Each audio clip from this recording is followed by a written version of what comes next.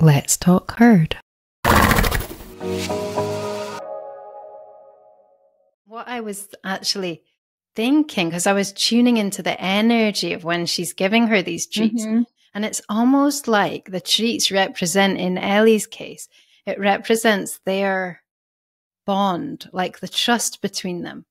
So because Ellie's doing something I love that. Yeah, it's quite demanding that she's thinking and using her mind and being asking questions, and she, you know, and like anything that she's doing is quite demanding. So the treats are almost like, we're still here together, we trust each other, we're friends. Yeah. You know, it's like a flow in that way. And I think if you can, I think that's just, it's like I was saying, it's just a way of that's their way of doing that. And it doesn't matter how you do that. You know, it really is what it's about. So, you know, you have positive reinforcement that's all about, you know, where you do use the food rewards. And there are entire barns now, okay, boarding facilities that are in America anyway, where every horse human that's there, that's like part of the rule. Like this is the way you communicate, the reason is so that they can have a safe space to be able to feel open to their ways of communicating with the horses, because there's resistance from other ways, and it can be intimidating when, you know, someone that uses purely positive reinforcement and food rewards is, you know, doing, and in the nature of that, when, you know, in that world, the horse has the freedom to say yes or no. Like, you would never also say, okay, well, you have to do it anyway. And so that whole concept in a lot of circles of horsemanship is like, what do you mean they can say no? Like, it doesn't make sense. And so for them, it's a way of creating an environment but for me, I mean, personally, like I have explored that, and I've had some situations where I've really had certain horses that, like Rainbow, we have a horse here that went through lots of trauma before she was here. She has major history with ropes, and she loves the pure positive reinforcement. And, you know, I can load her onto a trailer with a target, like she'll follow the target. I can even give her vaccines and pull a Coggins with a needle and she doesn't wear a halter, like, and she's not in a chute, like she's totally in the open. But that, for her, she's learned that through the bridge signal, you know, which the food follows. But for, you know, Magic, that's not the only form of, you know, for Magic, if I had to say primary, I mean, primarily it is so thick and energetic space that it's everywhere. I mean, I wake up and I see her looking at me. I mean, she's in my dreams. She's in my awareness all the time. I can hardly work with another horse without like her being present. So it's energetic first, but then I feel like everything that we see and we say is like, okay, that's energetic and this is something else. All that's energetic too. It's just energetic in the physical, right? It's just been made manifest to the point you can touch it and feel it. And I feel like that's where, you know, something you could call pressure and release, which can be as subtle as your intention. Our intentions create pressure. Our desire, you know, for another being to do something that we want them to do is pressure. You know, I mean, there's just so many versions of, I mean, going into an environment that like Magic and I did is pressure. You feel it in your body when you go into a space that's not home and feels scary. Like, so there's so many ways that I feel like pressure plays out in our life. And then the positive reinforcement can become very much a mental game. And there's times that it can be, the times I find it powerful is when it brings clarity, when there's a doing that's important for the horse to learn. And we're having a hard time getting specific enough for them to say, okay, that's the spot. Like very physical, right? So very much energetic in the physical realm. And it's like, this is the spot.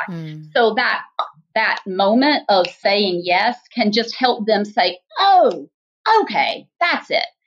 On the flip side, I've started doing clinics again this year, and it's been fascinating because now there is this heightened awareness of positive reinforcement. A lot of people want to use it. You can get in just as much trouble if you're going to say that's the end all be all, because you get horses, if they're stuck in that place where they're like all in their mind and they're like, okay, what do you want? What do I do to get you to say yes? And they're not in energetic space. And so it can get in the way of the energetic flow and the very much needed releases that move through a horse's body naturally. And sometimes, when I'm supporting another horse human team, sometimes we don't do it. It may be somebody that all they do is positive reinforcement and that's their new language. We may not even touch it because they've lost the ability to like really see and feel the flow of the energy. And then there's other times that it's really helpful to be able to say, okay, you can only say yes to your horse, and whatever your horse says no to, you have to be okay with. And to give them a space of all you can do is say yes with this verbal sound. Like it's very easy to make clear. They all have their purpose, but I think anytime one thing, it comes back to what you were saying about it's not the doing, but it's the feel within the doing. And I still can't create any kind of training video because it just becomes a doing. It is a present moment feel, and the very same technique is going to be totally different in each unique present moment, and certainly horse and human. And that's the thing with the food rewards. Like, I never walk out that I don't have something in my pocket, but I'm not all, but the primary awareness is always like the energy moving through the body. So if at any time, like using the bridge signal for yes gets in the way of that flow, then, you've got to make space for that true release to come through. And then there's other times. And Magic's used to that. So from Magic, slipping in a little food reward, I mean, it was so cool because after that, she shook her head. Like, she totally did a big release. And it was also a release in me that came with me saying, yeah, I can give her a food reward if I want to, and doing it. So it wasn't just the process, it was everything. But it's always everything, Yeah, what I was thinking about, I listened to a podcast the other day, and it was people who are quite, relatively mainstream, but they're discovering things. And this one guy has discovered for himself the power of ayahuasca, psychedelic nature of it. Like, it helped him to have a really profound experience. And I think they both are kind of advocates for it because it's helped them both. They're not what I would call spiritual people. So okay, for them, but it's almost like their gateway towards that. So you can sort of see that in action. But then I realized I got quite triggered at one point because he said, this man, that he believes that if somebody is to become a politician, I don't know if he was talking about like a high level or a particular level or something, but that they should by law have to have a course of these psychedelic drugs in order to open their mind. And that just really is such a red flag, because he said earlier that he was against organized religion and because of all of the kind of, the missionary sort of attitude. And I'm thinking, but you're doing exactly the same thing. It's just a different rule because you've had a different experience. And I really have realized that for me, there's no interest anymore in taking what is my journey and my personal unfolding, whatever I'm creation, I suppose, whatever is fun for me to create, and like packaging it into something for others. I think there's a sharing is okay to some extent, but even that, I realized recently that, or a little while back, that the idea of sharing and making something shareable and creating something that I could share on social media was actually obtrusive. It was coming into what I was doing and changing it. And so I thought, that's it. I don't take my phone anymore when I go to the horses, unless, if I'm going to do our work together, I don't take it. I might write notes afterwards and stuff, but I just don't want that. And even in my mind, I have to be kind of disciplined about it and not be thinking, well, I kind of stopped sharing on social media. because it was partly an addiction. You know, I think it is an addiction because you want, well, we all want to be seen and we want to share and we want, I mean, I'm not saying that there's anything wrong with that particularly, but when it starts to become like your focus, and your focus is no longer what you're actually doing and then it just distorts it. So yeah, so I kind of stopped that. That was when I started doing the artwork that I'm doing now, because that feels more, it's more of a, for me personally, it takes the strain off. Like it hasn't become what I want it to be in terms of financial, but it takes this, like, I don't have to put what I'm doing with the horses. It doesn't have to put, in my mind, it's not paying for itself anymore. It's not something that has any kind of, there's no need to market it. There's no need to even share it if I don't, I love sharing it in the blogs and things, but it's just taken off all of those things that were changing it and made it able to just be its own. Yeah, it's just free. And I think, so to get back to that point of the barns that are having where you have to do I think it's just getting the wrong end of the stick, because I love that. Yeah. It has to be personal freedom. Like, in a way that freedom that we all, that allows us to be who we are is the only thing that we can really advocate for, isn't it? Like, it's the only thing that means anything, because that's the only way to not be separate. Yes. Yeah. And I think I think those barns, I think what they're trying to create and have created for themselves is more so like-minded community, and more a place where they can be in the way that, that is their place, that feels free and be supported. Yeah. So it's more kind of that angle. But I think, I feel like what you're saying is so powerful and so important and so real, because I feel like the energy, I feel like creation is we're creative beings. Like, we're such creative beings, and we create in a way that is in a way that we can feel. And you are so amazing at being able to feel the truth of your own vibrational truth, essence, and to create in a space that amplifies that and purely that. I feel like I could go so far as to say, I feel like that's what we're here for.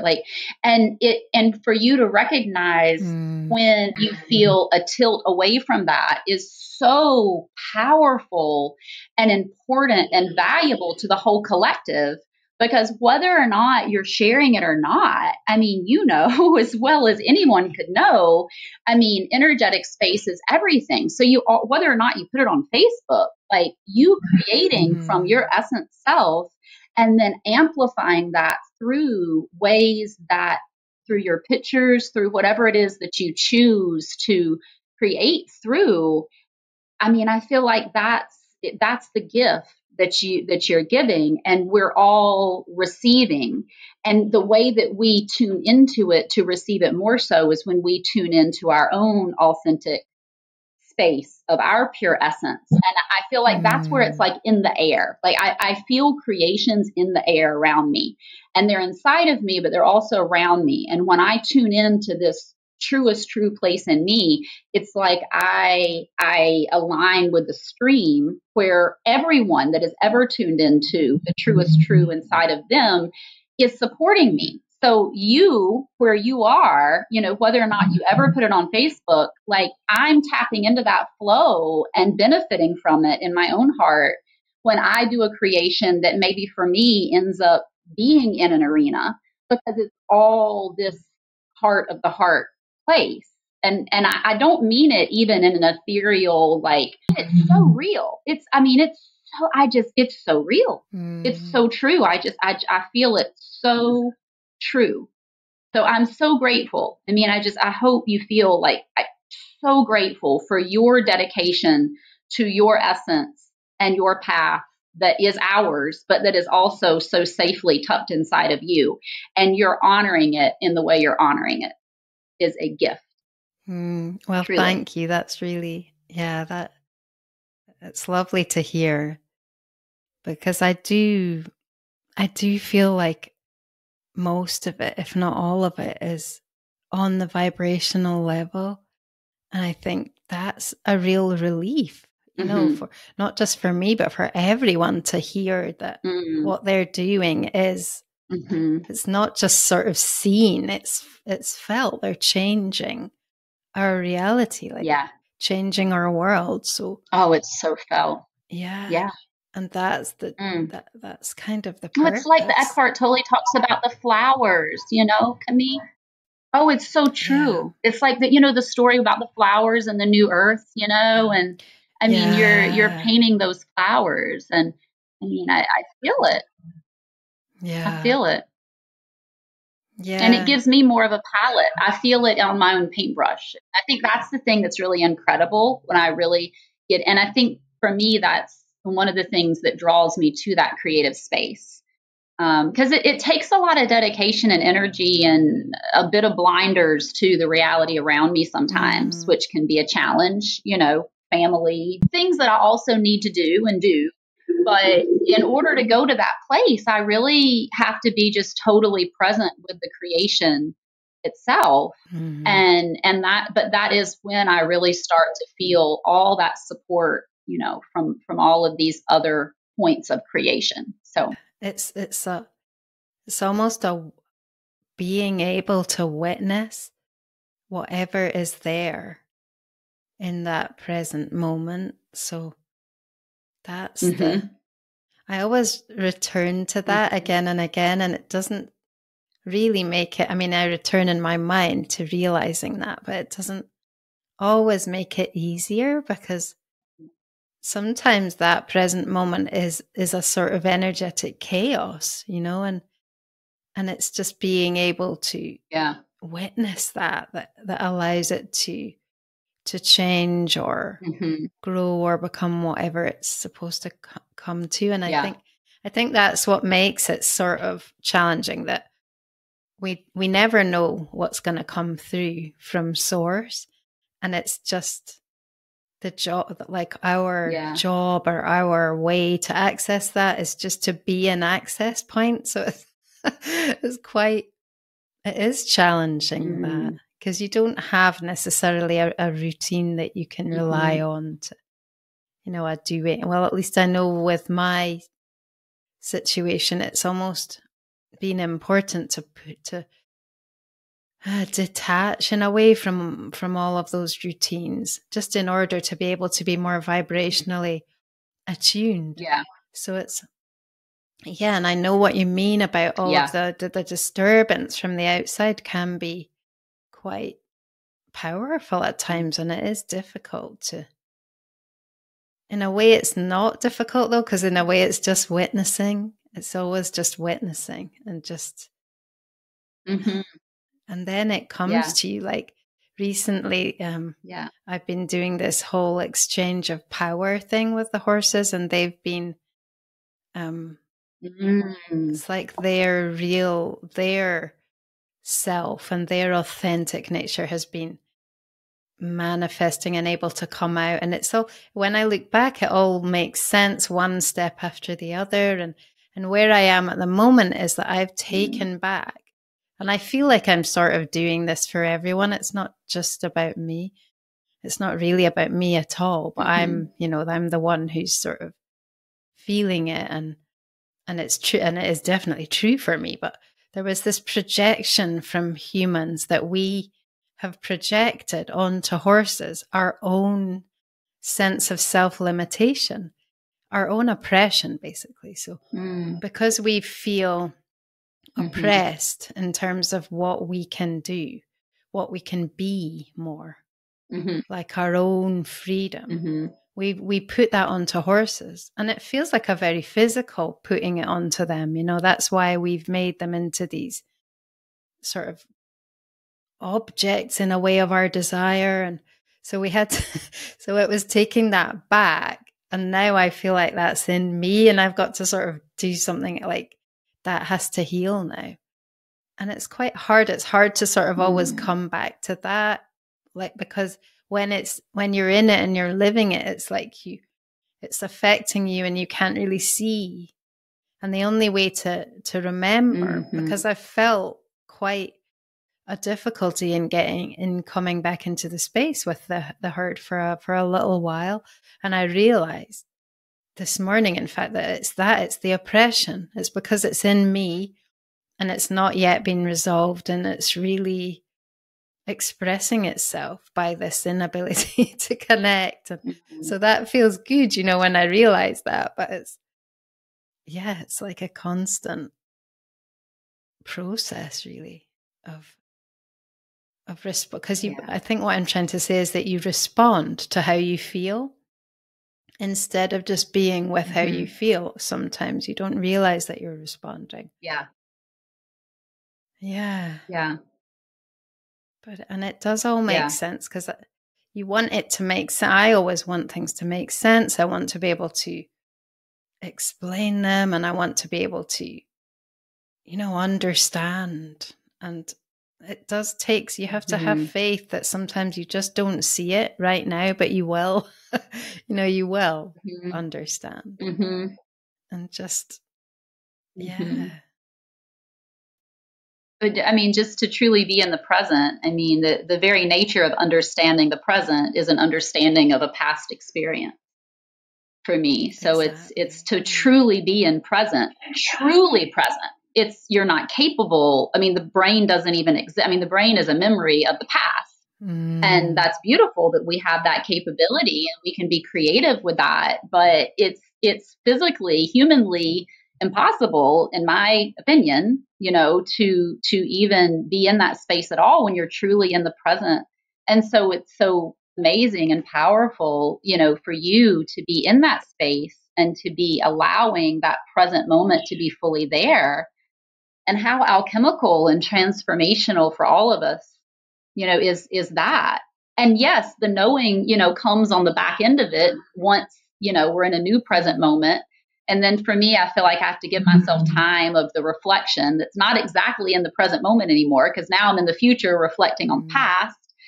But then, so I kind of pick and choose, when to be like totally, it's just also wordless. I mean, we point and the pointers aren't even, I don't know, they're not even pointers. It's just so wordless what this, and I don't understand it. And I don't think I'm ever going to. And that's okay, because we can be it. We are it. I love that you are it. Yeah, absolutely. Yeah. I love that you bring that up about the present moment, because I've been doing the lessons in A Course in Miracles recently, and really understanding, like I've done them before, but I feel like this time I'm a lot more ready. That's beautiful. To really engage with it. Oh, and there's it's true that our whole perception is, it's based on the past. So in a sense, you can say that our perception is entirely egoic, but there is that other, like the flip side of the coin, which is the truth, like whatever you want to say, if you want to talk about it being seeing through God or through truth, or, there is a way that your mind becomes the portal for that. And that's what I would call the present moment. It's like there are no thoughts there, like you're kind of above thought. And where did I hear it? I heard something, it might have been an Eckhart Tolle video, but he said something about animals being below thought, which I thought was really interesting, because so say we go above thought, above and below are like the same source. I think that's where we meet. Yeah, which is really, yeah, it kind of makes sense, because then you could think, well, animals aren't as intelligent and they don't think in that way, and they don't think like we do in that way, and they're not logical in that way, but they are still in that Yeah. below thought, that source place, which is where the miracles are, and where, where truth is. And so, yeah, it's true what you say, that I think. But I do think it's possible to dematerialize into that place where it's source, and it's kind of outside of space and time, because it's the parameters are different, definitely. And I wouldn't but I wouldn't say, I mean, I'm kind of like totally borderline with that, and I would say it's kind of not, it's just those moments. It's just those moments of clarity. And but yeah, it does. It definitely feels possible, though. And it feels like there's that. And there's also this like big sort of wave of just becoming that as well, which is very powerful and very relentless. Like, it's going forward. And I think we're all on that, So we're much all so, yeah. in that, that awakening. And it's really, and sometimes when I look at things, it's like they pulse, and it's not it's not like they're moving. It's not like, hallucinating. It's like they have, when going back to the beginning, actually going back to what Magic has in the videos, that sense of that she's sort of carrying, that she's so proud to be carrying something.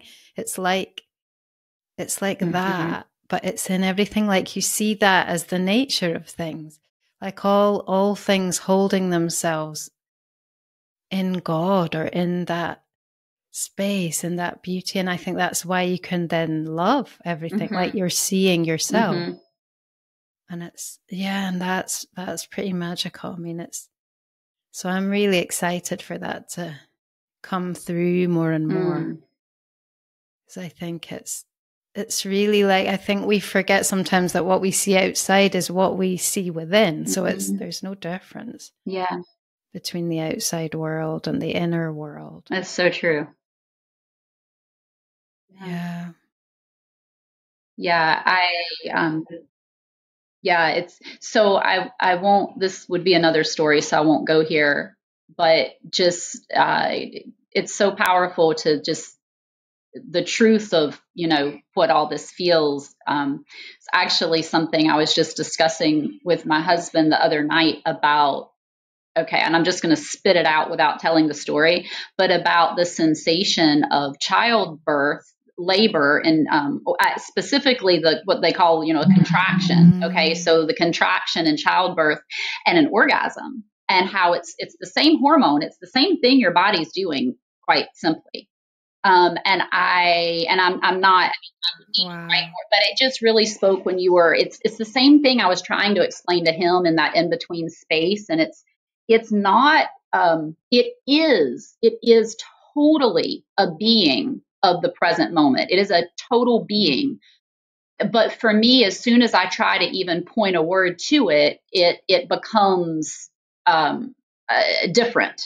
Feel the sensation, and when you were talking about the pulsing and the waves, it's all the same thing. And it's, riding that wave of contraction. Like, I literally feel it pulling me out to sea, and then I can feel that wave and this dissolution, and I same thing with the orgasm. I literally feel it taking me to the cosmos, and then I feel this flood of release, and it's not I can't make it happen. I'm totally, in a way, I'm totally separate from it, but I could not be more present with it. But as soon as I start to try to be present or talk about it, I'm removed from it. Yeah. And so it's like you can't have the two conversations at once. But yet you can totally, for me, but to be in, and I said to him, I feel like animals experience this all the time, like even pain. Like, I think pain is actually like exhilarating, like in its own way, like for it to be that present with pain, to be that present with death and birth and everything is like exhilarating. Like it's all bliss. Mm. And it's stepping out of the present moment, but yet we kind of have to step out of it to have this conversation about it. So I say that just to say, I really, truly agree. And don't mean to like take away from, oh, you can't actually be in the present moment. Cause I truly feel you can. And I feel like that's what you're doing. I just feel for me, like in this space of, it's the pointers to it. It's just not the same thing. It becomes a memory of the experience, but the experience is it presence. Yeah. Yeah. That's amazing. Just how you described that was just so. Hopefully not too much information, but no, I love that way that. No, I love because I've thought that for a while that pain is really just like pain as we usually experience it is kind of our resistance to it rather than it itself. So yeah, I totally agree with that. And it's almost like if we were fully present, we would be in spirit, like being in a body and in this world that we've created with we've created it through the thought of separation. So naturally, we have to be a bit actually ascending out of it is. Oh gosh, yeah. Isn't that a paradox? Yeah. So, oh yeah. So it really is. It's about, and you can feel actually when you're, or I can feel when I'm starting to perceive what I would call more authentically. I can feel the way that that's very challenging to my ego because it's like a complete letting go to the flow. And I think it's very, and it's like the death of the ego. So yeah, it's not something that's just, I think, you know it when you're doing it, basically. It's not something you can just, it's not imaginary. But yeah, I love the way you, and I think you kind of have to keep coming around to witness the fact that really you're not, you're not doing it yet. You're not at that. I mean, it's difficult because you don't want to think that it is somewhere completely impossible for you, because then you are making it somewhere impossible. You're making it that it can't be. And I don't think and I think that space, above thought is quite accessible, really. But I think in a way, we've created a whole world from thought. So it's the way that you integrate I'm trying to think of it because there's been some really amazing examples recently for me, and I'm not going to be able to think of them, but how when I've been in that, being able to perceive in that different way, it's like it integrates down into actually changing my reality. So it actually is real. It begins to unwind your world as you know it. Yeah. And so I think we have to have, we have to be, what's the word? Just, positive and excited about it, because it does make a difference. It changes everything.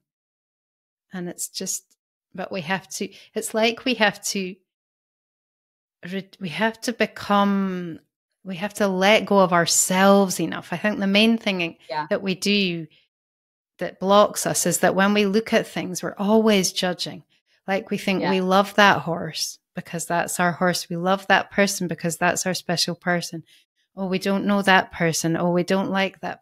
So all of these things are like, they keep us in us all the time. So all we ever see is our own small ego opinion of everything. So in a way, you've got to stop having an opinion about anything. You've got to become completely, it's like blank, but then it starts to be filled with the truth. And that's the amazing bit. But I don't think we ever go to very often go to the blank place because we feel like we're losing our identity when we do that. Oh, so true. Yeah. And we need it so bad. Yeah. Need that identity. Yes. Well, this has been amazing, Mary. What a great conversation. Oh, thank you so much. It's such, yeah, it's a gift to be able to just connect and Yeah. yeah.